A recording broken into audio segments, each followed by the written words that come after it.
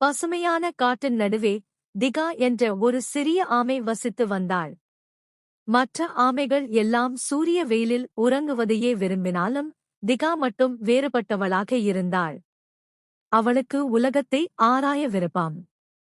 இந்த மலைக்கு அப்பாலான ஆறு எப்படி இருக்கும் என்பதே அவளின் கனவு. அவள் கனவுகள் குறித்து பேசினால் மற்ற விலங்குகள் சிரித்து விடுவார்கள். நீ யாரம்மா? நீ ரொம்ப மெதுவா போவே. அந்த பயணமெல்லாம் உனக்கு எப்படி பிடிக்கப் போகுது?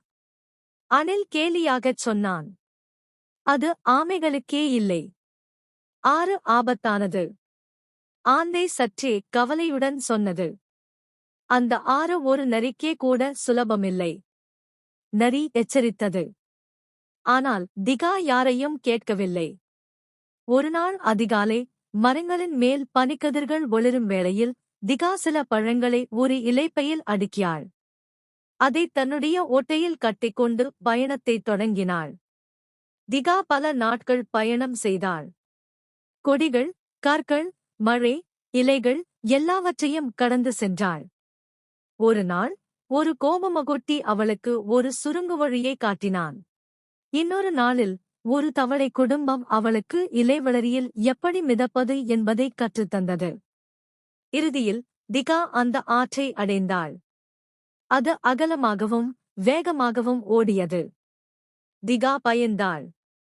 ஆனால் அவளுக்கு தவளைகள் கற்றுத்தந்தது நினைவுக்கு வந்தது. அவள் ஒரு பெரிய இலைவளரியில் நின்று தன்னைத்தானே சமநிலைப்படுத்தி ஆற்றில் மிதக்கத் தொடங்கினாள். அவள் மேலே பறவைகள் பறந்தன. கீழே மீன்கள் மிதந்தன. திகா மிதந்தபடியே ஆற்றை கடந்துவிட்டாள். அவள் எதிர்பாராத வகையில் ஆற்றின் மாறுபுறத்தில் பல விலங்குகள் காத்திருந்தன. அனைவரும் வியப்புடன் பார்த்தனர். அந்த மெதுவான ஆமை திகா இப்போது ஒரு கதாநாயகியாக மாறி வந்தாள்.